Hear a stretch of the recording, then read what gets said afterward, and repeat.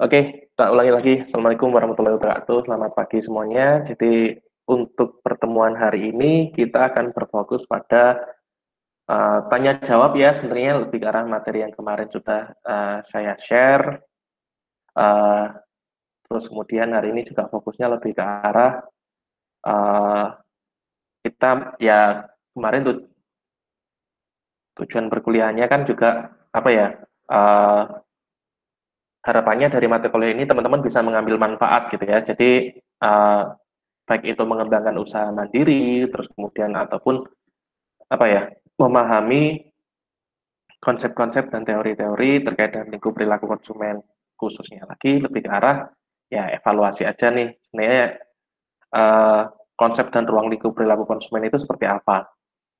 Kemarin sebagai pengantar juga saya kan juga udah ngomongin masalah konsumen itu kayak gimana, terus kemudian ya sebenarnya di sekitar kita atau teman-teman sendiri sekarang sekalipun sebenarnya lagi proses konsumsi sebenarnya. Kita juga lagi proses konsumsi terkait dengan layanan Google Meet gitu ya. Jadi kalau misalkan teman-teman ada yang mau tanya, silakan langsung aja open mic, terus kita langsung diskusi aja deh. Toh kita juga singkat ya, waktunya cuma 30 menit aja sih. Tuh.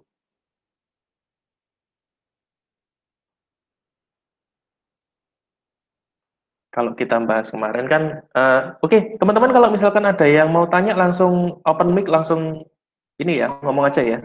Jadi uh, santai aja. Terus apa lagi ya kemarin itu? uh, Bagaimana proses edukasi kepada masyarakat? Ya, Afnan arep takon ah? Pak, videonya aku PPT ini nggak ada ya Pak. PPT ini diem. Hah, serius? Oh, sorry, Serius sorry, Pak. sorry, sorry. Ya, ya Allah, ya Allah. Oke, oke, oke. Sorry, sorry, sorry, sorry, sorry. My bad, my bad. Oke, berarti aku akan present saiki ya. Ah,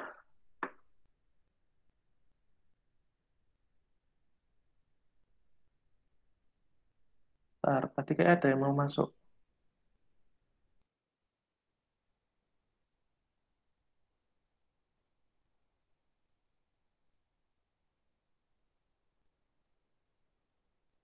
Hmm,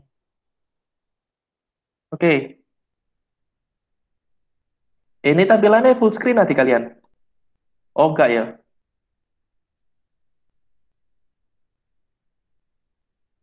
Oke, karena aku harus... sorry, teman-teman. Ini tampilannya full screen apa cuma kecil gitu? Kelihatan nggak di kalian? Kelihatan, Pak. Kelihatan, Pak. Kelihatan ya? Oke. Karena ternyata kalau pakai Google Classroom yang ini, karena aku pakai akun UM, aku harus meng-ACC tiap orang yang masuk. Oke. Hmm.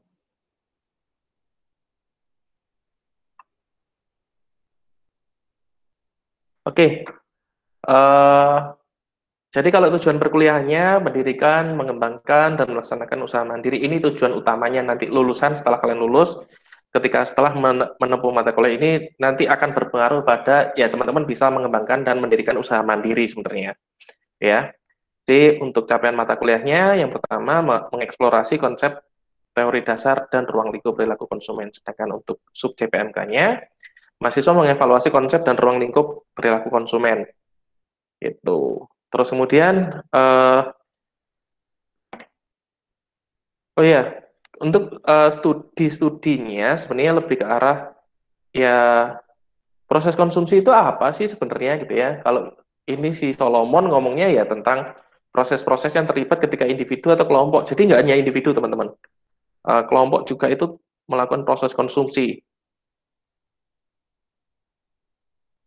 Kalau ingat-ingat film-filmnya siapa? Tilik itu ya, itu kan sebenarnya proses konsumsi juga. Bahwa kita memanfaatkan jasa orang lain untuk jadi driver gitu ya.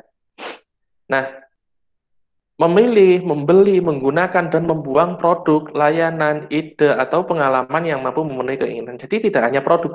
Sebenarnya kita selalu kalau ngomongin konsumsi ini selalu produk gitu ya.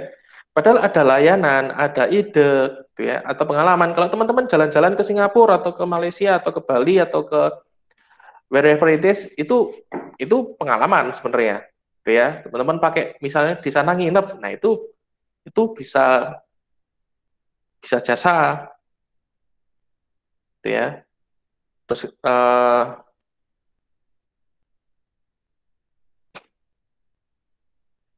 apa lagi misalnya ya hotel gitu ya, itu juga bisa sebagai bagian dari konsumsi juga. Konsumen bisa berasal dari anak usia 8 tahun gitu ya, yang menginginkan boneka Elsa hingga pimpinan perusahaan yang membutuhkan sistem informatika yang aman, yang secure gitu ya. Itu juga bagian dari proses konsumsi. Terus kemudian barang konsumsi gitu ya bisa berbentuk scaling sarden hingga jasa pijat. Tuh. Nah, terkadang kita bahkan bisa menemukan orang yang sangat fanatik terhadap barang tertentu, namun memiliki daya guna yang minim, gitu ya. Contohnya itu apa ya? Kalau saya ngomong Apple fanboy itu ya orang pilih Apple itu karena dia handphone, bukan smartphone kalau menurut saya. Karena fungsinya yang kalau menurut saya ya kamu nggak bisa colok USB, kamu nggak ya kecuali ini ya iPad gitu ya. Teman-teman kalau yang pakai iPad sekalipun juga ngerasain sama. Kalau kamu mau ngetik itu juga ribetnya naudzubillah gitu ya. Mau ngetik, mau ganti kata yang ada di tengah aja itu harus menghapus satu kalimat. Nah, ribetnya kayak gimana tuh? Gitu ya. Terus, nah alasan perlunya memahami perilaku konsumen, ya pertama meningkatkan performa perusahaan. Kalau jualan ya jualan gitu ya. Terus kemudian mempengaruhi kebijakan publik. Tuh kalau apa perilaku konsumen itu konsumen bisa mempengaruhi perusahaan. Contohnya kayak kalau teman-teman ingat mil kita. Kapan dari dulu, kalau dulu banget awal-awalnya iklan mil kita itu selalu ngomong 3 permen mil kita setara dengan segelas susu gitu ya. Terus sekarang berubah jadi 100 sekian kalori. Nah, berarti kan ini sebenarnya bagaimana konsumen, misalkan kalau ada yang lapor nih ya, itu kan sebenarnya perubahan yang dilakukan oleh perusahaan karena apa? Pastinya ada yang menekan perusahaan untuk merubah iklan tersebut. Ya gila aja ngerubah iklan yang sudah dibayar gitu ya. Nah, itu bagaimana konsumen bisa memengaruhi kebijakan publik, mengedukasi dan membantu konsumen memilih produk, jelas gitu ya. Karena banyak pilihan. Kalau kemarin ini contoh saya gitu ya, yogurt. Oke, kalau teman-teman tahu produk yogurt apa aja sih yang kalian tahu? Silakan, open mic nih. Cimory. Ini Cimory nih ya. Cimory. Greenfields. Apalagi? Yakult. Oke. Kin. Oke. Ada lagi? Nutribus. Oke. Nah, kita bisa kelompokkan semuanya menjadi produk fermentasi, minuman susu fermentasi, ya. Tapi kemudian di antara mereka itu punya beberapa perbedaan pada masing-masing produknya. Ntar saya present biar agak gedean dikit gitu ya. Nah, ini adalah contoh bagaimana perusahaan memberikan edukasi tentang apa yang dikonsumsi oleh pembeli barang tersebut gitu ya. Nah, ini takaran saji 125 mili. Jumlah sajian mana nih? Pulpennya. Oke. Ya. Nih 125 mili, jumlah sajian per kemasan 2. Ya. Lemaknya berapa, gulanya berapa, natriumnya berapa. Bahkan ini di bulk loh untuknya natrium. Ya. Nah, ini adalah salah satu contoh bagaimana perusahaan itu. Nah, ini juga di bawahnya ada komposisinya juga. Diproduksi oleh siapa? Kalau ada informasi dan pertanyaan silakan ke sini. Kalau di bawahnya atau di atas lehernya sini pasti ada expired date-nya kapan. Ya, ini adalah salah satu contoh bagaimana perusahaan mengedukasi konsumen. Tapi juga sebaliknya, bahwa konsumen juga aware. Oh, saya mau pilih produk yang eh, yogurt yang plain, yang tawar. Karena apa? Kandungan gulanya lebih rendah misalkan. Buat orang-orang yang diet-diet. Atau misalkan saya mau beli yogurt plain buat apa? Masker misalkan. Ya. Terus ada juga buat campuran apa? Salad misalkan. Nah, itu kan punya kandungan yang berbeda-beda. Itulah sebabnya perilaku konsumen itu kita bisa tahu dari segmentasi kita di mana. Gitu. Nah, bagaimana pembeli memengaruhi produsen? Jadi pastinya apa sih karakter-karakter yang ada di dalam individu sehingga mampu memengaruhi produsen gitu ya untuk uh, beli produk yang berbeda atau apa sih yang membuat produsen itu oke, segmentasi saya mau ke sini karena karakteristik pembeli saya seperti ini gitu ya. Oke, kalau di sini usia gitu ya. Usianya ada yang tua, muda gitu ya. Anak-anak seperti yang di awal tadi, kenapa Kinder Joy selalu bentuknya menarik gitu ya, bulat, padahal kalau kita tahu kalau usia kita gitu ya, ya ya Allah, mainan kayak gitu aja harganya berapa? Kinder Joy itu berapa sih? Harganya 7.000 atau 8.000-an nggak sih? Apa 12.000? Sekitar 12 ribuan kalau nggak salah. 12 ribu. Sekitar 12 ribuan nih. Mainan kayak gitu aja 12.000 harganya gitu ya, gila aja. Kalau kita kan ngitungnya kita nggak worth it tuh. Tapi kalau buat anak-anak itu kan berbeda. Jenis kelamin, laki-laki, perempuan, obat kelek gitu ya, ya Rexona dan brand-brand lainnya gitu ya. Ya, ada yang mau masuk lagi ntar.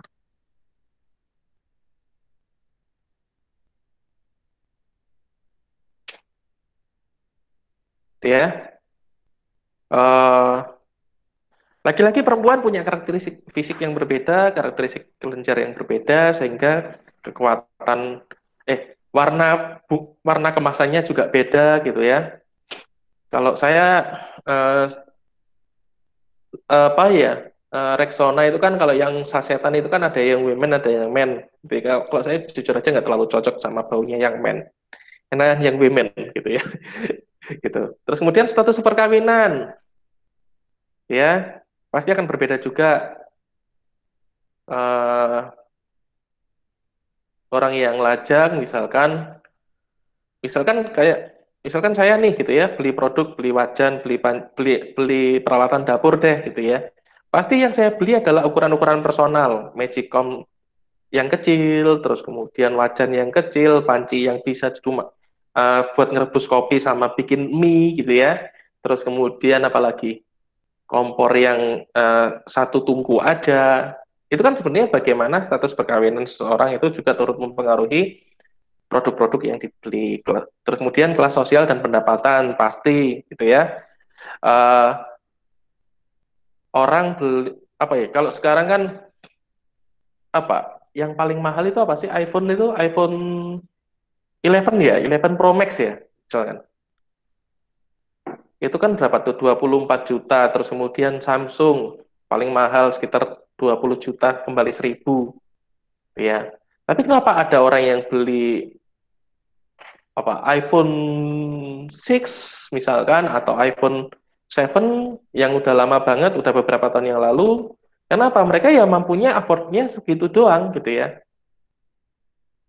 Kelas sosialnya segitu doang. Kalau misalkan ya kalau iPhone 7 kebagusan gitu ya, ya udahlah beli apa Samsung J1 Plus atau apa gitu ya yang jauh lebih rendah lagi. Yang penting bisa pakai WA, bisa pakai SMS, bisa pakai telepon, udah fungsi itu doang. Kalau teman-teman di sini kan paling yang filter Instagramnya bagus, terus apalagi yang bisa dipakai ngegame rata kanan, misalkan. Terus kemudian yang memorinya gede buat nyimpan foto-foto gitu ya, yang kameranya bagus dan sebagainya. Otomatis semakin rendah kelas sosial dan pendapatannya, otomatis kebutuhan terhadap kriteria minimal sebuah barang juga akan makin rendah.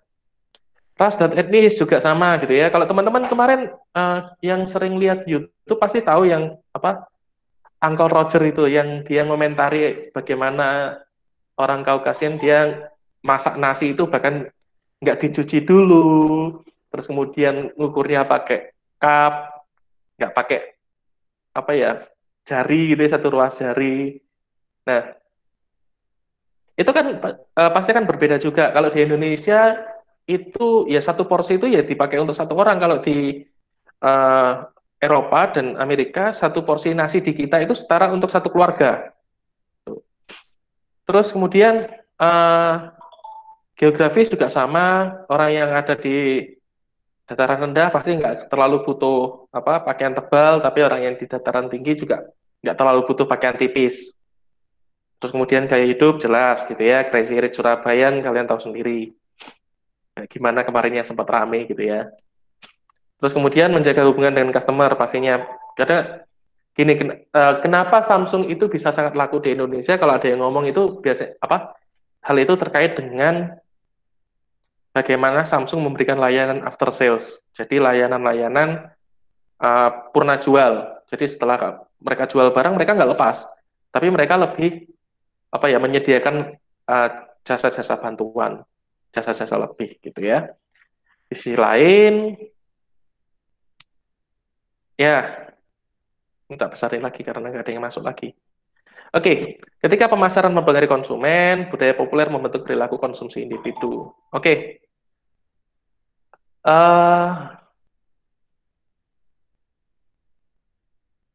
apa ya contoh budaya populer yang, oh gini aja deh, Korean Wave. Ayo siapa dari sini di teman-teman yang beli apa lipstick atau beli make up itu Korean? Ini pasti ada nih. Yana, Pak. Hah? Ada, Pak. Siapa? Yuk ngaku. Yana, Pak. Siapa? Yana, Pak. Viana, Pak. Viana. Oke, Viana. Up. Yuk, Ada nggak mari. nih Viana? Iya, Pak, saya. Oke. Kenapa nih beli apa sesuatu yang berbau Korea? Produknya bagus, Pak. Produknya Oke. bagus. Oke, ada lagi? Sudah, Pak. Oke, kemarin sempat nyari tahu tentang ini enggak? Tentang bentar. Itu ada, aku juga pengen tahu nih gitu ya, karena aku agak awam kalau misalkan kosmetik yang luar gitu ya. Jadi itu ada segmentasinya kayak kulit berminyak, kulit kering gitu ada juga nggak sih? Iya, ada, Pak. Ada ya. Terus apa lagi biasa nih? Tujuannya buat apa sih kalau yang ini yang kamu beli deh itu untuk mencerahkan apa untuk melembabkan atau apa sih? Kalau saya untuk melembabkan, Pak. Untuk melembabkan ya. Oke. Sip, thank you Viana pendapatnya. Jadi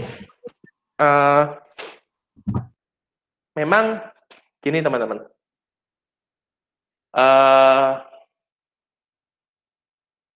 Banyak sekali hal-hal yang turut mempengaruhi perilaku konsumen itu sendiri, budaya populer, Korean Wave gitu ya, itu juga sebenarnya turut berpengaruh juga sebenarnya. Nah, budaya jalan-jalan kali ya, kalau teman-teman tahu gitu kan, kalau saya rasa pribadi gitu ya, budaya jalan-jalan itu dimulai sejak My Trip My Adventure. Jadi orang ke sana kemari dan sebagainya, spend uang mereka untuk jalan-jalan, untuk mencari pengalaman baru, itu saya rasa dimulai dari situ. Karena akhirnya ya apa ya, setelah tonton tampilan apa ya, acara itu tingkat traveling juga semakin meningkat, ditambah lagi seingat saya itu awal-awalnya My Trip My Adventure itu akhirnya ini ditunjang lagi dengan Traveloka muncul. Ya, sebenarnya kan dalam tanda kutip Traveloka muncul di saat yang tepat ketika semuanya lagi booming, dia masuk sebagai inisiator pertama, akhirnya diikuti oleh aplikasi-aplikasi lain. Tapi sampai sejauh ini, saya rasa nggak ada yang mengalahkan Traveloka. untuk penyediaan baik entah jasa hotel, transportasi, dan sebagainya itu saya rasa salah satu yang terdepan. Nah, kemudian contoh lagi gitu ya, ketika pemasaran mempengaruhi konsumen gitu ya, lagu gitu ya, baju baru alhamdulillah untuk dipakai di hari raya. Nah, ini kan mereka contoh mengapa kebutuhan pakaian melonjak menjelang lebaran. Sekalipun lagu selanjutnya ya tak apa? Tak ada gimana sih lagu selanjutnya? Tak punya pun tak apa-apa. Yuk mari. Tak punya pun tak apa-apa, masih ada baju yang lama. Tapi titik tekannya ada di kalimat awal. Baju baru alhamdulillah untuk dipakai di hari raya. Nah ini kan sebenarnya bagaimana, sebenarnya itu nggak hanya apa ya, nggak hanya trik pemasaran sih sebenarnya. Itu sudah ada sejak jauh hari di mana ya sudah jadi kebiasaan itu. Tapi ini semakin memperkuat hal tersebut. Toko panutan membeli barang tertentu dan kita akan membeli barang yang sama gitu ya. Kalau kemarin siapa sih bener nggak sih yang di video saya kemarin itu yang Tasya Farasya itu yang dia beauty vlogger itu? Iya Pak, betul. Bener ya? Oke. Ini Tasya Farasya kemarin ngomong produk ini bagus, aku pengen nyoba gitu ya. Itu kan sebenarnya bisa tokoh panutan, bisa orang yang memang kita percaya bahwa dia punya kemampuan menjelaskan itu dengan baik. Makanya di sini ya tokoh panutan membeli barang tertentu, kita juga akan membeli barang yang sama. Pada akhirnya membuat individu membeli barang yang tidak mereka butuhkan, tapi justru membeli barang yang mereka inginkan. Nah, ini sesuatu yang berbeda teman-teman, antara butuh dengan ingin, gitu ya. Memang kebanyakan dari kita saat ini membeli barang-barang yang diinginkan, gitu ya. Tapi ada juga batas toleransi di mana ya buat saya gitu ya, beli laptop ROG itu jadi sebuah keinginan katakanlah. Laptop gaming yang gede segambreng gitu ya. Ukurannya oh iya, benar. Yang apa? David Gadget ini itu juga sama gitu ya, bahwa ya toko-toko panutan itu bisa membuat kita tertarik untuk beli barang tertentu. Kalau ini gadget gitu ya, kalau yang kecantikan kan Tasya Farasya tadi. Terus, oh iya, laptop gede segambreng gitu ya. Kalau buat saya itu bukan suatu kebutuhan gitu ya, tapi kayaknya bagus ya punya laptop yang uh, logo belakangnya bisa nyala-nyala gitu ya. Tapi kalau buat mereka yang emang graphic designer, kemudian yang kerja editing, itu buat mereka mungkin sesuatu yang memang penting buat mereka. Itu adalah kebutuhan yang sangat mendasar buat mereka, misalkan render video dan sebagainya. Nah, kemudian yang terakhir, dunia maya juga membantu individu mendapatkan review, gitu ya. Jadi sekarang tidak hanya review itu tidak hanya tokoh yang kita idolakan itu tidak hanya dari TV. Sekarang kita juga masuk tren ke YouTube, semakin banyak orang review, gitu ya. David Gadget In, Tasya Farasya, gitu ya. Itu adalah beberapa contoh orang yang memberikan review dan ya akhirnya kita percaya sama kredibilitas mereka. Nah, semoga ini bisa jalan ya di teman-teman, karena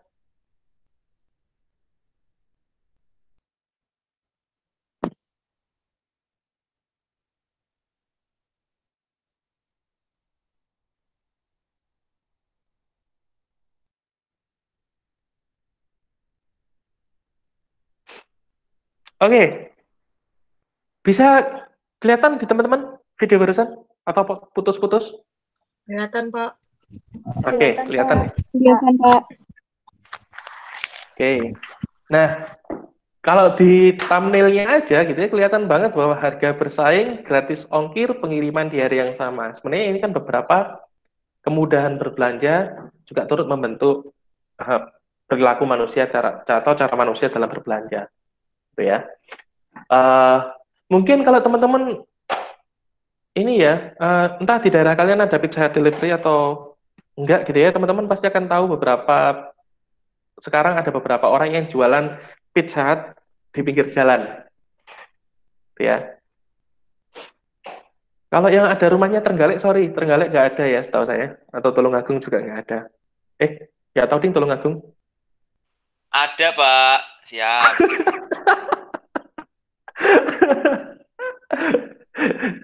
Di mana ya ada? Tulungagung ada? Iya, Tulungagung ada, Pak. Tulungagung ada ya? Oke, oke, oke. Nah, kalau sekarang kalau di Malang akhir-akhir ini karena corona ini akhirnya banyak orang yang atau Pizza Hut itu, nah ya benar karena ini Pizza Hut 100.000 4 pieces ya, atau 16,5 juga ada tuh kayak kemarin. Kok 16,5 sih? 26.500 ding. Ya segituan lah pokoknya. Jadi ya akhirnya beberapa apa ya, yang awalnya Pizza Hut itu dianggap sebagai satu makanan yang mahal, akhirnya karena semakin dekat, semakin gampang diraih, orang juga akan semakin pengen beli gitu ya. Padahal kalau zaman dulu, kalau mungkin zaman saya dulu aja deh gitu ya, kalau sekarang Pizza Hut agak murah gitu ya. Itu daripada ya Pizza Hut itu rata-rata 100 berapa? 140, 150 gitu ya. Ya 16,5 versi light gitu kata tipis nih. Ya. Ya jadi eh terus kemudian apalagi ya Indomaret, Alfamart itu juga bagaimana ya, semakin lama semakin dekat, semakin dekat, harga yang pasti kita nggak perlu takut bahwa harganya kita bisa memperhitungkan harga yang pengeluaran kita mau berapa gitu ya. Tapi itu juga akhirnya membuat toko-toko kelontong yang ada di sekitar kita juga akhirnya sedikit tersisihkan gitu. Oke. Harga bersaing jelas ya karena mereka belinya grosiran gitu ya. Gratis ongkir, enaknya pengiriman di hari yang sama gitu ya. Ya teman-teman, oke deh, kalau teman-teman kan juga pasti banyak ya yang beli barang-barang lewat online gitu ya. Kalau teman-teman pernah beli barang apa aja yang online? Mungkin bisa open mic satu dulu deh.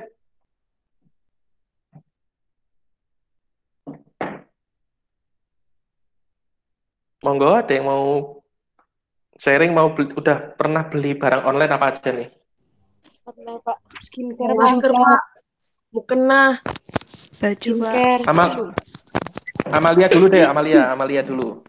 Ya. Monggo, pernah beli apa aja? Skincare, make up, binder, Mm-mm. terus ya kayak gitu, Pak. Biasanya kebanyakan skincare, baju kayak gitu. Oh ya, aku juga penasaran sih sebenarnya. Kalau baju itu nggak takut salah ukuran apa terlalu kecil gitu, nggak takut ah? Aku kadang-kadang mikir Iya, kayak gitu sih. takut, Pak, sebenarnya. Tapi biasanya saya lihat dari review pembelinya sih. Jadi kayak bisa kira-kira, oh kayaknya ini pas nih kayak gitu. Jadi lihat dari real picture yang dikirim sama pembeli lain. Oke. Lihat picture dari pembeli lain. Oke, tadi Akmarina, Iya, Pak. monggo. Kalau saya tuh seringnya ya kayak beli baju sama kadang beli binder juga pernah sih, Pak. Mm-mm. Terus Kenapa, Pak? ada lagi yang dibeli selain dua itu? Ya kadang-kadang skincare juga sih, Pak. Kadang-kadang ya, berarti itu lebih jarang. Kenapa akhirnya lebih jarang beli skincare online? Gimana ya, Pak? Kalau saya lebih suka lihat barangnya langsung, jadi kayak lebih suka beli di toko langsung aja gitu. Oke. Sip, thank you. Kemudian Des Araisi ada yang ini cewek terakhir nanti. Kita kan loncat ke laki-laki. Yuk, monggo. Pernah beli buku, terus ya baju, kerudung, paling yang gitu aja sih Pak. Kalau kayak skincare masih mending beli di toko. Oke. Berarti memang untuk barang-barang apa ya yang sifatnya apa ya sandang berarti ya, lebih ke arah pakaian, jilbab, terus kemudian barang-barang kecil gitu ya. Iya. Oke. Kalau yang cowok silakan, yuk.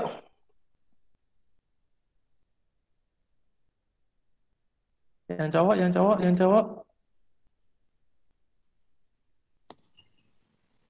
Yuk, Karel.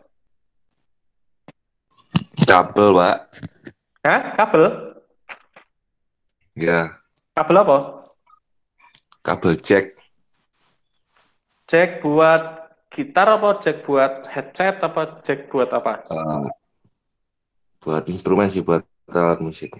Oh, buat alat musik. Oke. Ada lagi selain jack? Apa ya? Dulu pernah beli power bank juga. Power bank. Oke. Udah dua barang itu? Ya. Oke, sip. Oke, nah ini bisa jadi gambaran buat oh iya, mungkin satu lagi deh yang cowok buat jadi perbandingan. SSD, Pak. Oke, SSD. Apalagi Tis? Itu tok. Itu tok? aja, Pak. Iya. Oke. Nggak pernah main gituan. Oke. Nah, terima kasih buat teman-teman yang udah berpendapat. Nah, memang kita akan akhirnya tahu gitu ya teman-teman bahwa kebutuhan tiap orang akhirnya berbeda. Bahwa laki-laki dan perempuan aja gitu ya di kelas ini di tentang usia yang sama akhirnya punya preferensi belanja online yang juga berbeda. Gitu ya. Kalau yang perempuan tadi lebih ke arah sandangan gitu ya, baik itu make up, terus kemudian pakaian, terus kemudian yang terakhir tadi yang cukup banyak tadi kan dua dari 3 orang ngomong binder gitu ya, tapi kosmetik juga ada yang prefer langsung gitu. Sedangkan untuk yang cowok tadi 2 orang ya gitu-gitu aja ya, kalau nggak power bank ya pokoknya ya barang-barang gadget lah kalau aku ngomong gitu ya, power bank, kabel, terus SSD gitu ya. Nah ini kan sebenarnya sesuatu yang ini juga. Kalau saya pengalaman itu pernah beli radio, pernah. Handphone itu kebanyakan saya selalu online. Terus laptop itu saya juga COD-an dari orang gitu ya. Nah ini akhirnya perilaku apa ya, kita dengan online itu bisa mempertemukan antara konsumen dengan penjual lebih cepat dan lebih mudah dengan harga yang juga sudah pasti.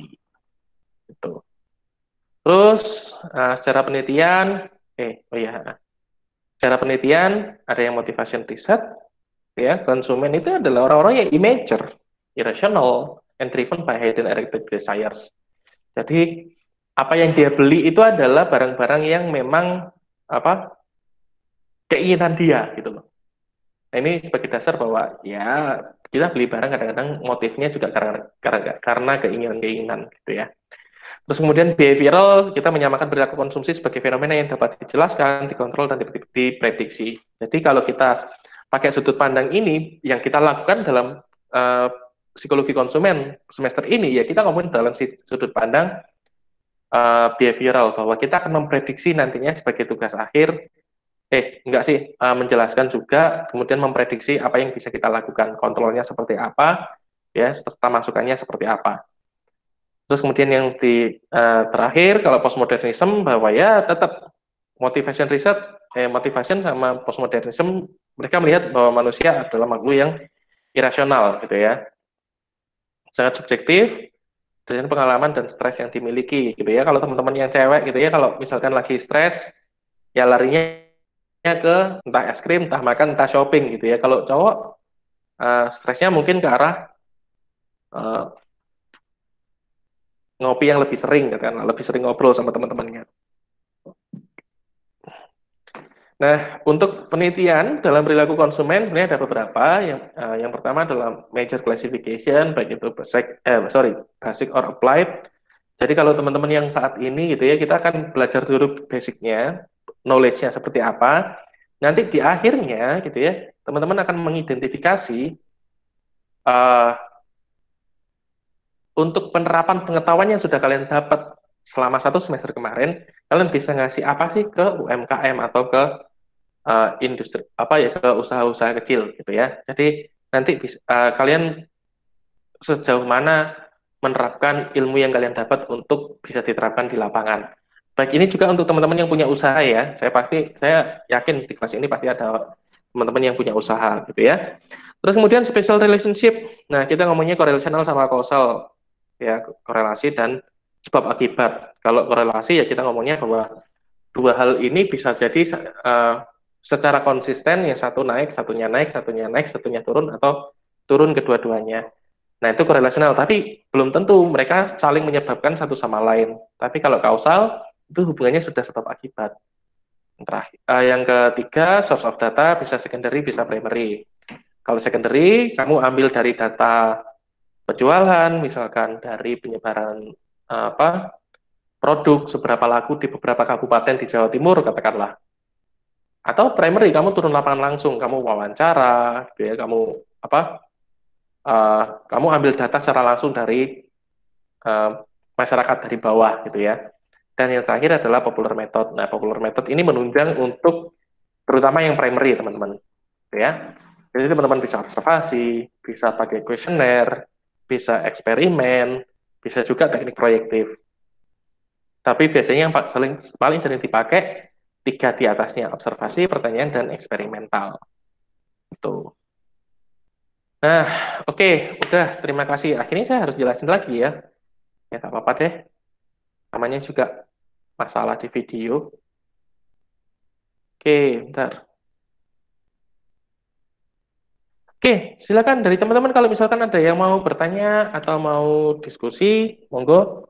Kita mulai dari jam berapa ya tadi? 9.40 ya? 8.40-an. Ya Allah, 9.40.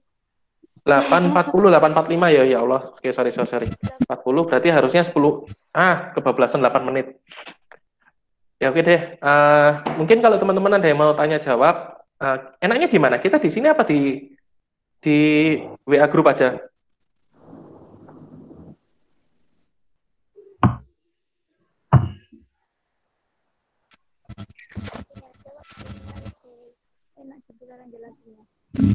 Gitu, oke. Oke, silakan teman-teman kalau ada yang mau tanya terkait dari penjelasan tadi, gitu ya. Siapa nih yang mau tanya?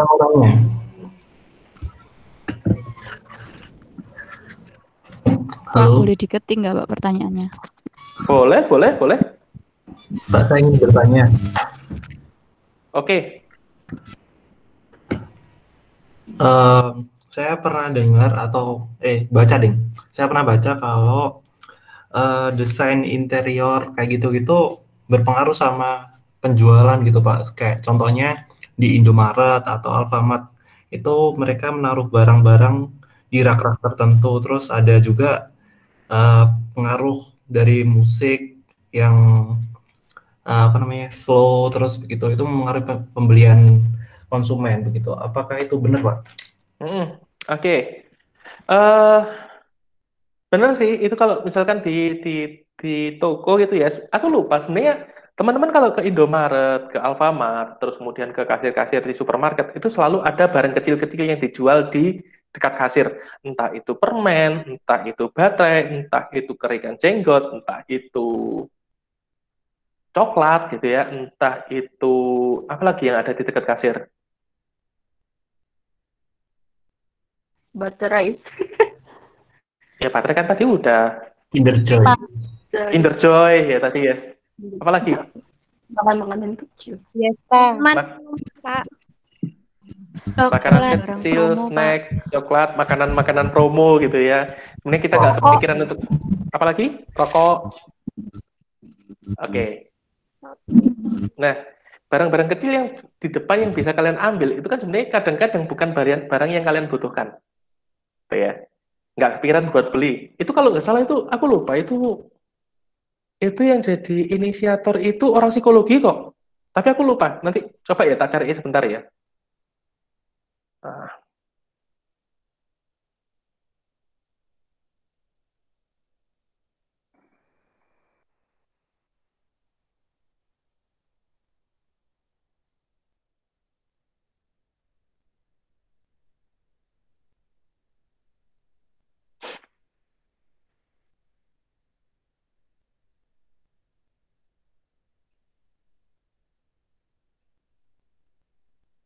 Bentar.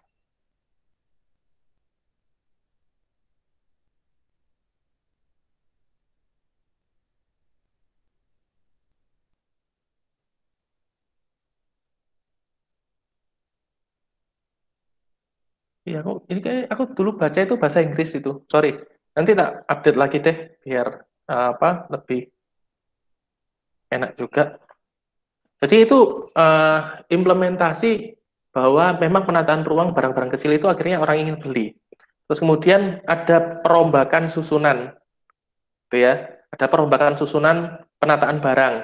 Biasanya Kak, kenapa ini perlu dirotasi barangnya nggak di situ terus? Karena apa? Biar orang itu akhirnya keliling-keliling beli barangnya nggak, yang akhirnya oh iya, oh ini diskon nih, oh ini bagus nih, coba ya. Akhirnya itu yang sering kali terjadi.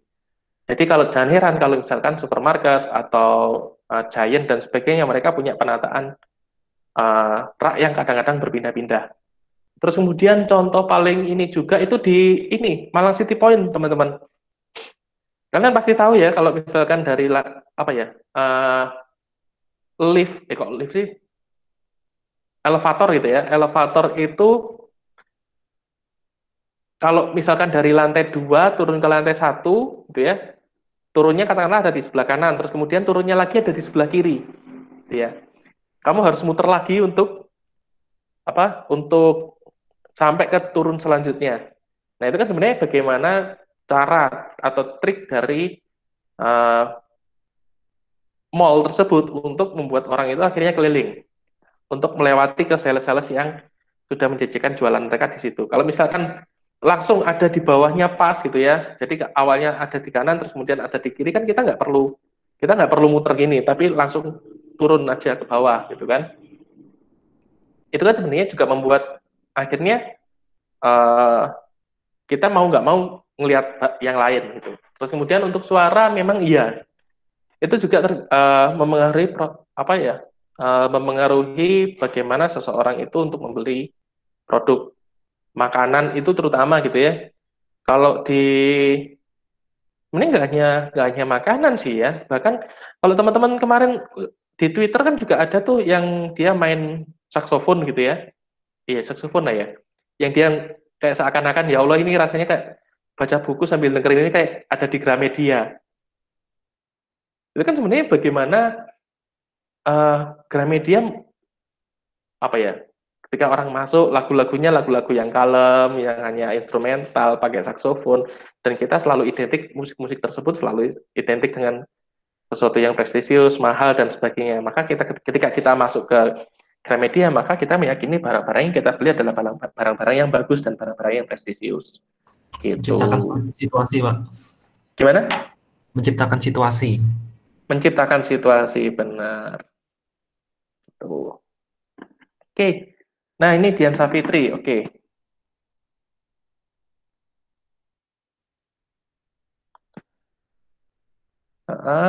Suatu produsen dapat mengetahui kebutuhan konsumen jika dilihat dari produk-produk yang dikeluarkan, selalu dapat diterima dan laku keras.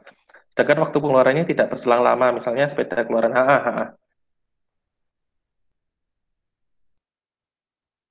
Oke, nah. Vario PGM FI, ESP, dan All New Vario dalam 5 tahun. Oke. Ini memang gini, sebuah produk gini. Kenapa Vario selalu laku, gitu ya? Itu karena gini. Sebenarnya kita di Indonesia itu sudah kemakan brand, teman-teman. To be honest, gitu ya. Kita itu sudah kemakan brand. Kita sudah termakan bahwa ya Honda pasti bagus, terus kemudian Yamaha pasti kencang. Itu brand yang sudah tertanam banget dari lama. Bahkan nih kalau teman-teman ada beberapa daerah gitu ya yang nyebut sepeda motor ya Honda. Meskipun Honda Vega R gitu ya, yaitu Honda. Terus kemudian apalagi Odol gitu ya. Itu kan ya Pepsodent ya kita sebutnya Odol. Close up Odol gitu ya. Padahal Odol itu brand tersendiri. Nah, kalau misalkan ini Vario, kita apa? Kita udah termakan brand gitu ya. Ini kalau kita mau bagaimana gini, kemarin teman-teman pastinya tahu ya, atau mungkin ada beberapa yang masih belum tahu juga, Honda sama Yamaha kena denda karena terlibat perilaku duopoli. Jadi mereka melakukan pengaturan harga itu disengaja. Jadi misalkan kayak Vario deh gitu ya, karena motor saya Vario gitu ya. Jadi untuk produksi aja itu sebenarnya harganya murah banget sebenarnya, nggak sampai 12 juta kalau nggak salah setahu saya, tapi dia jualnya 17 juta off the road. belum termasuk surat-surat, tambah surat-surat yang jadi 21 juta. Gitu ya. Nah, akhirnya apa yang terjadi? Ya, harganya semakin melambung tinggi, teman-teman. Jadi terus kemudian kenapa laku? Akhirnya yang anggapan-anggapan bahwa ya brand tadi udah teruji bagus dan sebagainya, Suzuki pasti mahal gitu ya. Padahal kita tahu sendiri, teman-teman kalau mungkin yang cewek-cewek terutama ya, karena saya ngangkatnya sepeda motor karena ini yang cukup sempat ramai kemarin.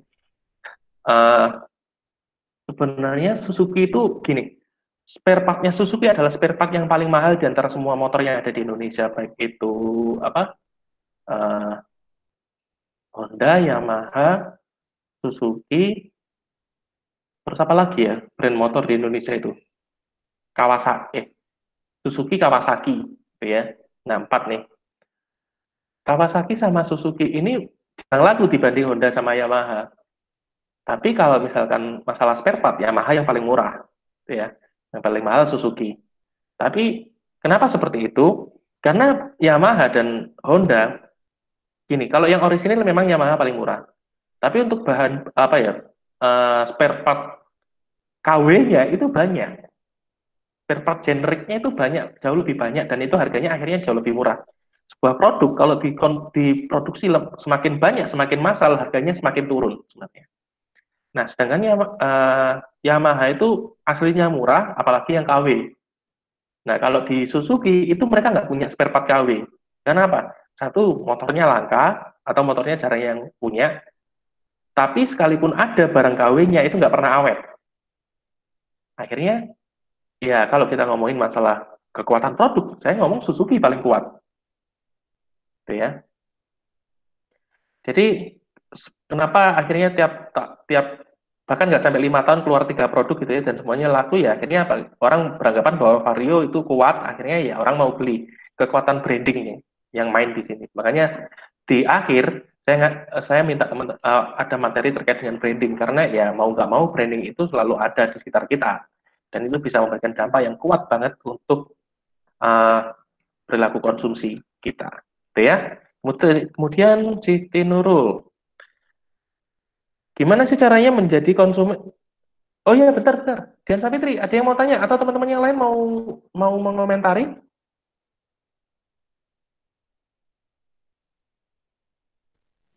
Sudah cukup, Pak. Cukup ya, oke. Ya, makasih, Pak. Kemudian ke Siti Nurul, oke, caranya menjadi konsumen yang cerdas saat akan membeli produk, karena beberapa orang hanya terpaku pada harga. Kalau harganya murah, dibeli kadang tanpa mikir kualitas produk. Pengalaman kemarin teman saya beli iPhone online, karena harganya murah langsung aja dibeli. Dan akhirnya barang tidak sampai, udah bayar 3 juta dan hampir ditipu lagi, gitu ya. Disuruh bayar 10 juta lagi, kalau sampai bayar ya goblok iki. Gitu ya. Nah, ini gini ya teman-teman, karena kita ada terkait kontemporer nggak ya, konsumen yang kontemporer nggak ya? Seingat saya harusnya ada deh pembahasan kita terkait itu. Bentar. Oke, jadi akhirnya sambil jalan aja ya. Oh ya, strategi kontemporer mendekati pelanggan gitu ya. Nah, gini, sebenarnya ini khususnya online ya. Quantity bring quality. Nah, oke, saya bahas dulu terkait dengan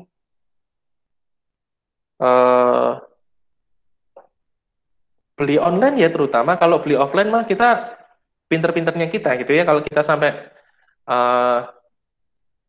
kalaupun ketemu offline itu juga kadang-kadang yang lihat harganya aja. Yang pertama, kita pastinya gini, banyak riset teman-teman. Banyak, kalau misalkan pastikan kamu beli barang itu yang harganya pasaran.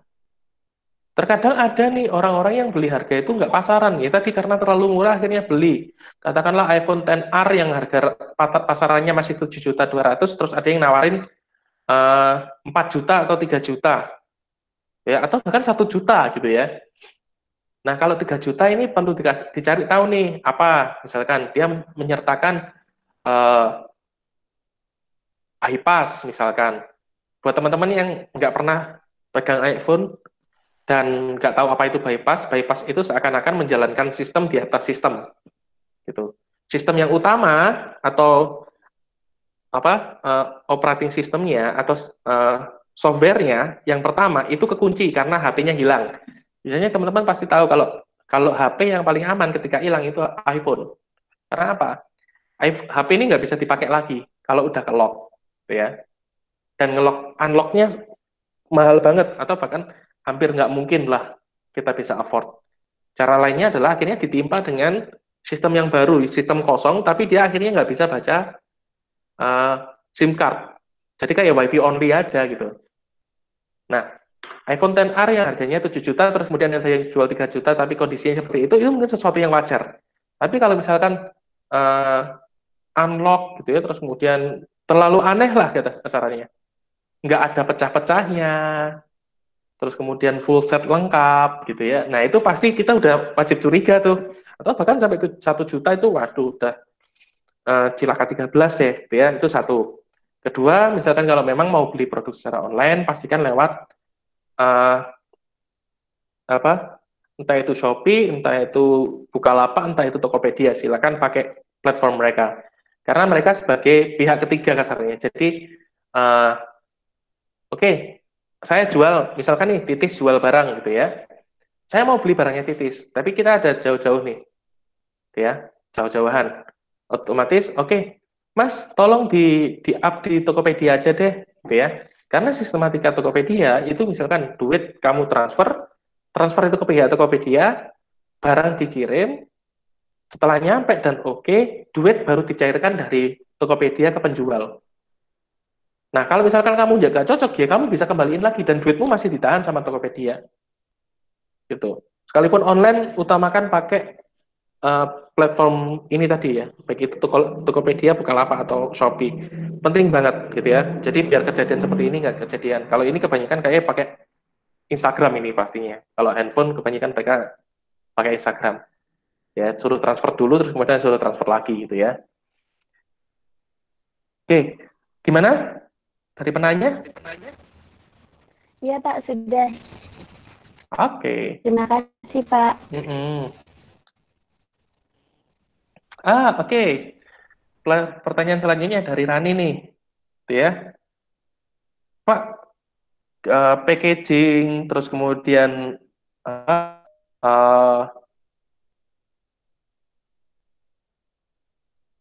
brand image, packaging, promo, gratis ongkir termasuk dalam pemasaran. Ya, tentunya ya. Sebenarnya Gojek pertama kali kan juga sama teman-teman, bakar-bakar duit gitu ya, promo gede-gedean. Shopee awal-awalnya juga sama gitu ya, tapi untungnya kalau saya rasa Shopee terus kemudian Bukalapak itu adalah beberapa marketplace yang kalau dulu pertama Tokopedia kan ya, Tokopedia oke, saya anggap itu udah settle banget. Bukalapak sama Shopee ini dia menemukan ceruk konsumen yang cukup bagus sebenarnya. Jadi dia mampu memanfaatkan misalkan kayak Bukalapak, Tokopedia, kalau di Tokopedia nggak ada atau terlalu mahal, cari di Bukalapak pasti dia harganya lebih murah dan lebih pilihannya lebih banyak gitu ya. Kalau teknologi, kalau yang cowok-cowok biasanya punyanya 2, kalau nggak Tokopedia, Bukalapak. Kalau yang cewek-cewek pasti biasanya punyanya Shopee, karena apa? Barang-barang kosmetik, kemudian pakaian-pakaian, kebanyakan ada di Shopee, dan mereka menawarkan free ongkir. Kalau yang cowok bodo amat, yang penting kualitasnya bagus. Kalau cewek yang penting gratisan, gitu ya. Terus kemudian packaging jelas antara laki-laki dan perempuan juga akan mempengaruhi ketertarikan terhadap produk-produk tertentu, punya warna-warna tertentu dan identik dengan jenis kelamin tertentu, gitu ya.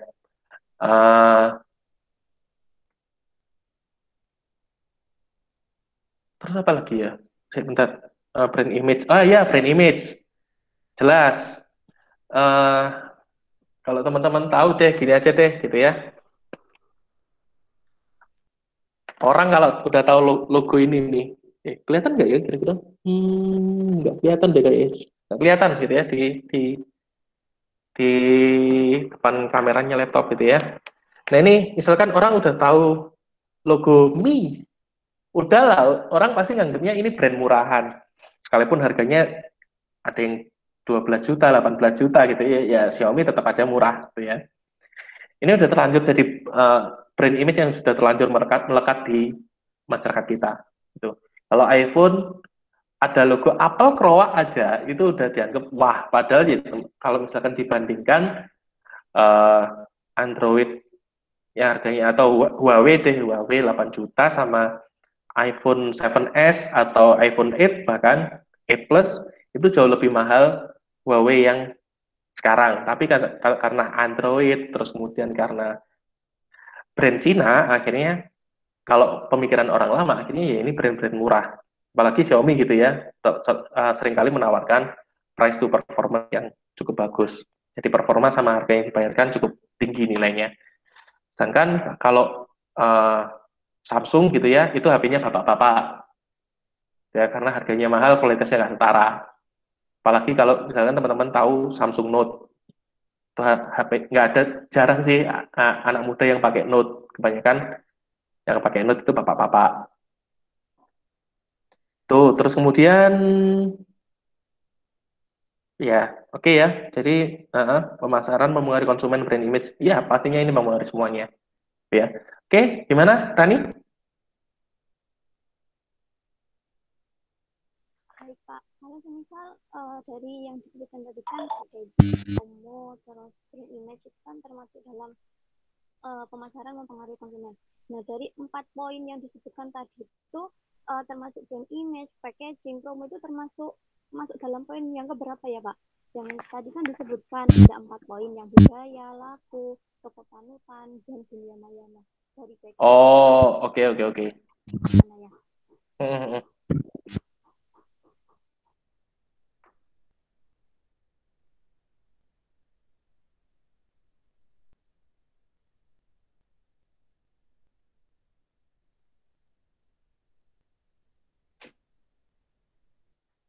Nah, oke. Ini lebih ke arah mana, Pak, gitu ya? Coba refleksi aja deh gitu ya. Kalau teman-teman tahu ada promo, koin Shopee-nya udah cukup gitu ya, terus kemudian ada promo gratis ongkir, terus akhirnya dan promo gratis ongkirnya dibatasi, misalkan cuma sampai seminggu ke depan, akhirnya teman-teman beli nggak? Barang yang kadang-kadang nggak teman butuhkan saat itu. Beli sih sebenarnya, Pak. Gimana, Amalia? Iya Pak, beli. Iya Pak, beli ya gitu. Pokoknya Pak, beli. Iya Pak, beli ya gitu.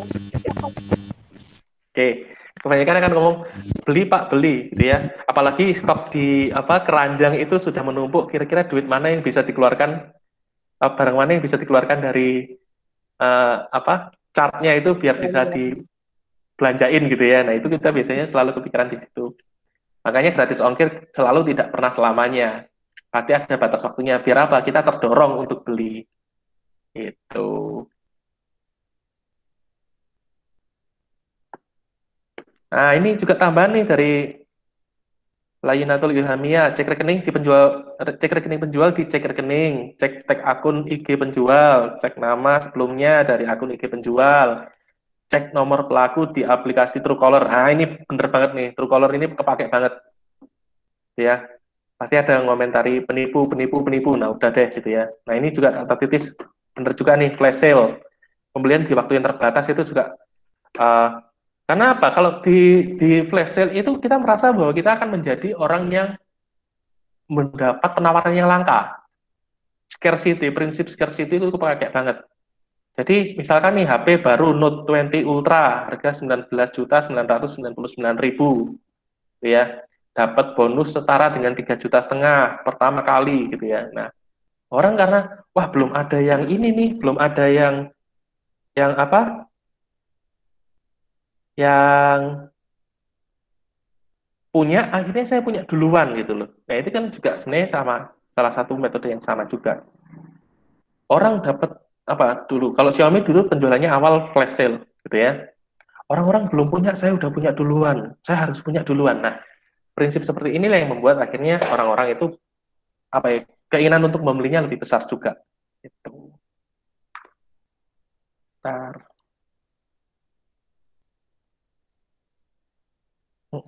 Terus oke.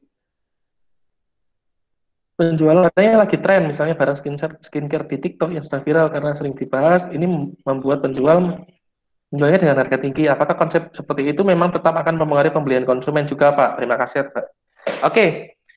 Nah, teman-teman, prinsip penjualan pada dasarnya adalah ya semakin tinggi permintaan, semakin mahal harganya. Otomatis prinsip itu yang sama juga berlaku. Karena apa? Semakin banyak orang yang mencari dengan kelangkaan barang yang dengan persediaan barang yang ada, pastinya demand yang semakin meningkat, barang yang semakin sedikit, otomatis barang akan naik. Dan ada juga yang memang memanfaatkan momen tersebut. Karena apa?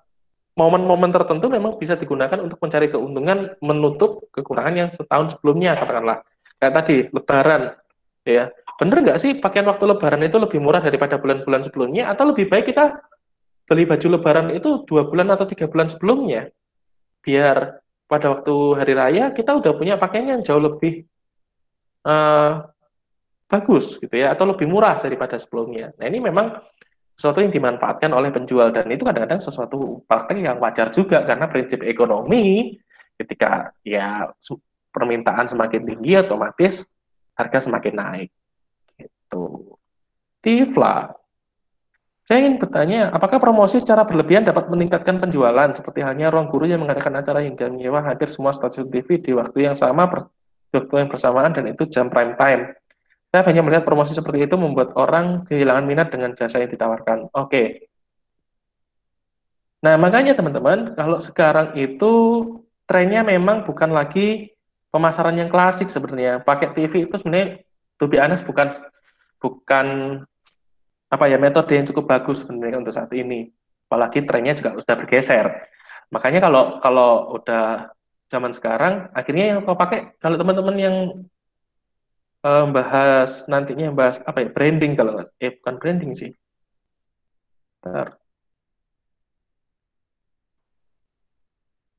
Kalau yang bahas kontemporer gitu ya, strategi kontemporer mendekati pelanggan, itu pasti ada beberapa metode yang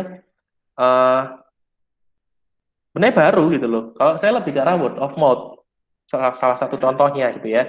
Jadi word of mouth itu teman-teman dapat penjelasan, dapat apa ini namanya, sosialisasi, dapat informasi itu dari orang-orang yang udah pernah beli sebelumnya. Even di sosial media sekalipun, di Tokopedia dan sebagainya, kan ada pengalaman sebelumnya. Itu sebenarnya turut mempengaruhi bagaimana perform, kita akan menggunakan jasa orang tersebut atau enggak, atau membeli barang dari orang tersebut atau enggak. Kalau berlebihan pastinya enggak. Kalau saya rasa sebenarnya sudah tidak sesuai dengan karakteristik karakteristik calon konsumennya. Karena kalau misalkan Ruang Guru, ini saya nggak tahu ya kalau dari dapurnya seperti apa. Kalau memang dari dapurnya menyasar karena sekarang lagi WFH, banyak orang tua yang ngeluh karena proses pendidikan di rumah itu nggak bisa mereka lakukan karena mereka sebenarnya nggak mampu untuk melakukan itu. To be honest, teman-teman, ini kemarin juga kita autokritik sebenarnya, bahwa bukan autokritik sih, ya autokritik terhadap masyarakat kita sendiri. Sama teman saya yang guru kemarin, mana tuh orang-orang yang marahin guru gara-gara anaknya dipukul, dijiwit dan sebagainya. Mereka sekarang bisa belajari anaknya di rumah gitu ya, tapi sekarang kok nggak ada yang ngomong, saya bisa mendidik anak saya sendiri gitu ya. Nah, ini nggak ada nih sekarang. Akhirnya, kalau memang target Ruang Guru itu ke orang tua yang nonton jam-jam tersebut gitu ya mungkin masuk akal, tapi inti acaranya kan nggak relevan dengan usianya, dengan usia konsumennya. Katakanlah kalau ibu-ibu udah tahu model talk show, udah deh, kebanyakan pasti ditinggal, kecuali dengan model sinetron, nah mungkin bisa ya. Nah, itu iklan-iklan sisipan di sinetron-sinetron, misalkan sinetron minum coklat, atau sinetron-sinetron yang lagi makan Tango atau apa, itu sebenarnya ada teorinya sendiri. Nanti teman-teman yang di strategi kontemporer yang akan bahas kalau nggak salah, ya. Jadi memang akan menganggap bahwa ya cost yang dikeluarkan dari iklan tersebut itu dirasa memang berarti saya kalau misalkan bayar menggunakan jasanya Ruang Guru, berarti saya sebenarnya tutupi kekurangan mereka di iklan kemarin. Nah, anggapan seperti itu pasti ada, gitu ya. Indonesia. Oh iya, teman-teman, kalau misalkan ada yang tanya komentar atau menyikapi dari tadi, langsung bisa di chat atau open mic gitu ya. Free aja. Tapi targetnya ya udah deh, habis ini saya akhiri deh karena nggak enak, waktunya udah terlalu panjang. Kalau misalnya teman-teman ada yang masih mau tanya, di WA grup aja deh ya. Kalau misalnya udah cukup ya kita akhir aja. Karena ini udah kelewatan banget nih waktunya gitu ya. Udah terlalu panjang. Gitu. Oke. Apakah penurunan kualitas produk atau jasa dapat mempengaruhi perilaku konsumen meskipun branding dari produk atau jasa tersebut sudah sangat bagus? Misal suatu produk sudah memiliki konsumen yang sangat banyak di berbagai daerah, tapi oh ternyata tak scroll ke bawah banyak ternyata. Ya wes, saya nyelesain ini ya berarti ya. Nanti kalau ada yang mau tanya lagi silakan di WA group ya. Perilaku konsumen, oke. Sudah memiliki banyak konsumen tersebut menurunkan kualitas untuk menekan harga produksi. Apakah konsumen akan cenderung berhenti membeli produk tersebut atau tetap membeli produk karena sudah terbiasa? Terima kasih. Nah, ini teman-teman, sebenarnya ini juga akan berkaitan dengan materinya yang ini, penentuan produk gitu ya, evaluasi dan memilih. Ini nanti akan ada kaitannya di sana sebenarnya. Tetapi pembahasan sekilas saja. Kebanyakan orang kalau sudah terbiasa dan sudah terlalu menancap kuat gitu ya di pikiran mereka, biasanya mereka akan tetap bertahan, gitu ya. Orang apa ya kasarnya, kalau kita obat nyamuk bakar deh gitu ya. Kalau saya udah fanatik sama sama Baygon gitu ya, obat nyamuk bakar 3 roda dulu pernah bagus tapi sekarang enggak. Kadang orang itu akhirnya memilih kualitas gitu ya. Kalau rentang harganya mirip-mirip, tapi kalau rentang harganya jauh, ya orang akan cenderung bertahan dan memaklumi itu. Kalau teman-teman tahu deh, misalkan, kalau saya pernah mengalami permen Alpenlibe itu Rp100 per biji yang yang per butir gitu, bukan yang lollipop. Kalau lollipop dulu malah pernah 250, tapi kalau misalkan ada orang di sekitar saya yang jualan Alpenlibe lollipop, harganya 1.000 pun saya beli. Karena apa? Saya rasa bahwa ya memang lollipopnya Alpenlibe itu bagus, kualitasnya enak gitu loh. Nah itu kan tetap saya beli karena nggak ada juga produsen lain yang mengeluarkan produk yang sama dengan segmentasi yang sama juga. Gitu. Jadi kebanyakan dari kita akan mentoleransi hal tersebut gitu ya. Tapi ada batasan juga, sekecil apa penurunannya, gitu ya. Itu nanti akan dibahas lebih lanjut. Terus kemudian Muhammad Fatur Rahman, ya. Bentar, aku biar nggak lupa juga.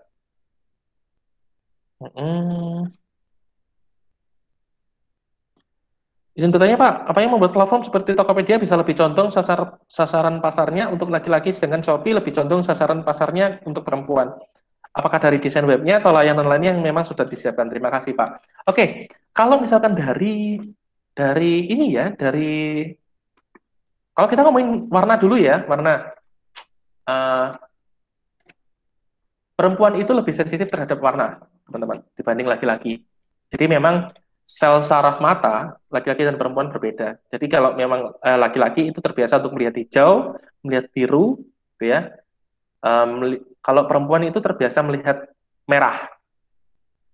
Jadi perempuan itu kalau teman-teman gitu ya, ada meme juga tuh, mana merah kalau buat laki-laki, kalau buat perempuan merah bata, terus kemudian merah apa gitu ya, merah marun, itu beda-beda banget. Nah ini kan kalau laki-laki sama perempuan kan beda. Memang secara fisik memang berbeda teman-teman. Nah jadi kalau perempuan itu lebih sensitif dengan warna-warna yang sifatnya merah, orange gitu ya. Terus kemudian kalau laki-laki itu hijau, itu lebih sensitif terhadap warna tersebut, karena kalau kita pakai sudut pandang evolusi gitu ya, bahwa laki-laki terbiasa untuk berburu, terbiasa untuk mencari air, terbiasa untuk mencari resource, maka warna hijau dan warna biru itu lebih menarik untuk laki-laki.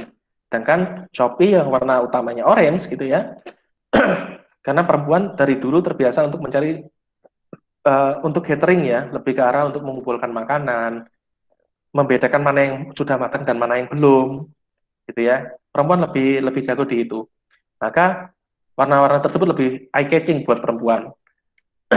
Sehingga desain di Tokopedia kan hijau ya. Nah, itu berarti lebih mudah. laki-laki lebih tertarik. Kemudian pilihan produk yang awal kali dimunculkan di Tokopedia kan seingat saya lebih ke arah produk-produk yang sifatnya maskulin, memang peralatan, alat-alat elektronik, gadget, gitu ya. Terus kemudian kalau misalkan di Shopee, gitu ya, karena tadi memanfaatkan ceruk di Tokopedia kok nggak ada khusus yang oke, pernah ada gratis ongkir tapi tidak bertahan lama, gitu ya. Karena mereka sebagai pemain tunggal, akhirnya mereka ya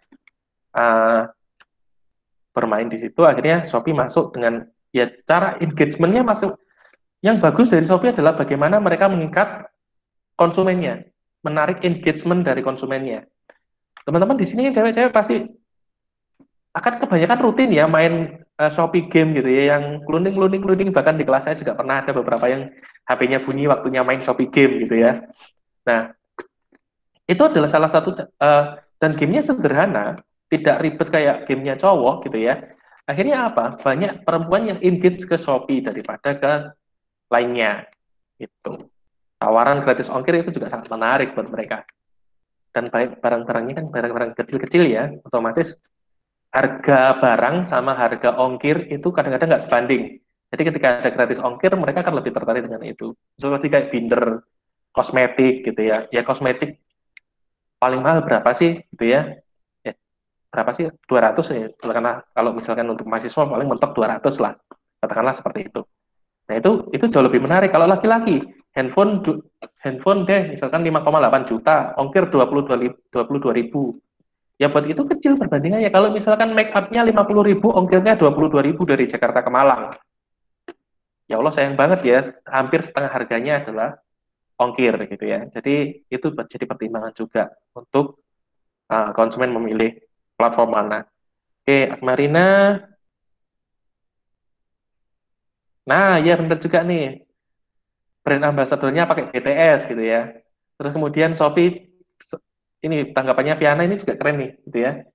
Akhirnya Shopee mengundang Blackpink gitu ya. Terus kemudian sekarang Shopee juga sale apa sih? Sales Day. Ada promo khusus untuk barang-barang yang cowok gitu ya. Nah, itu kan juga Shopee ngundang Gfriend, Pak. Oke. Tapi saya tetap Shopee user, Pak, walau fans BTS gitu ya. Nah, ini juga bagaimana ya terkadang memang brand ambassador atau iklan-iklan itu tidak apa ya, bintang iklan yang digunakan belum tentu apa ya, bintang iklan itu belum tentu bisa menarik konsumen untuk berpindah gitu ya. Cristiano Ronaldo goyang Shopee. Nah, ini kan contoh dari tadi yang laki-laki ke Shopee. Akhirnya karena udah semacam terkotak-kotak gitu ya, Shopee dengan perempuan, Tokopedia dan Bukalapak dengan laki-laki, akhirnya mereka berusaha untuk pakai brand ambassador yang berseberangan gitu ya, karena mereka ingin nyari ceruk yang sama, tuh meluaskan segmennya gitu. Akmarina Afra, ini saya ingin tahu Pak, sejak Anda mengatakan cowok lebih memilih kualitas dengan cewek lebih tertarik dengan promo atau gratis ongkir, nah itu alasan. Oh ya, kalau saya sih lebih ke arah tadi ya, tawaran terkait barang, harga-harga barang tadi juga turut mempengaruhi. Kalau cowok-cowok barang-barangnya itu kalau nggak barangnya yang sulit dicari gitu ya, kalau nggak gitu memang jauh lebih murah. Bentar. Jadi kalau misalkan tadi misalkan Tis, Iya Pak, iya Pak. SSD kamu beli apa? Apanya maksudnya? SATA berapa itu? Nah, brandnya apa? Besarnya berapa? Lupa Pak. Tapi yang penting 512 GB. Kalau brandnya saya nggak ingat. Adata, Samsung. Adata, seingat saya. Adata 512 GB. Kamu beli harga berapa? Kemarin itu 500.000 sebenarnya, seingat saya. Atau malah 700 ya. SATA yang gede apa SATA yang kepingan? Kepingan. SATA kepingan. Berarti kemungkinan sih sekitar yang 500 deh, ya 700.000 500 giga kayak kayak 250 deh harga segitu kayaknya lo ya. Oh iya Pak. Lupa saya. Aku gini, karena teman-teman kalau kamu ke Malang City Point, ke Malang City Point apa? Cyber Mall, itu kamu akan ditawari SSD yang harganya lebih mahal, kualitasnya lebih rendah, dibanding kalau kamu beli online. Iya, kalau online bisa cari sendiri yang lebih murah, Pak, soalnya. Bisa. Betul. Cari sendiri yang lebih murah dengan kualitas yang jauh lebih bagus, gitu ya. Makanya kalau cowok kualitas harga mah bodoh. Kalau misalkan ada duitnya ya kebeli juga, gitu loh. Iya, Pak. Nah, sama di Blitar nggak ada, Pak, juga. Nah, di Blitar nggak ada. Kelangkaan ya. Langka, makanya nggak ada juga. Nah, betul. Akhirnya online lebih dipilih. Terus kemudian kalau cewek lebih ke arah promo atau gratis ongkir. Karena apa ya tadi? Harga barangnya lebih kecil-kecil, lebih sederhana. Kalau tadi kan, misal, titis nanti 700.000. Make up, paling ya mentok 200.000. Atau ya 50, 80, 70. Harga ongkirnya, kalau 22.000 kan lebih terasa mahal. Dibanding tadi 700.000 dibanding 22.000. Otomatis itu lebih membuat konsumen lebih memilih kompetitor gitu ya.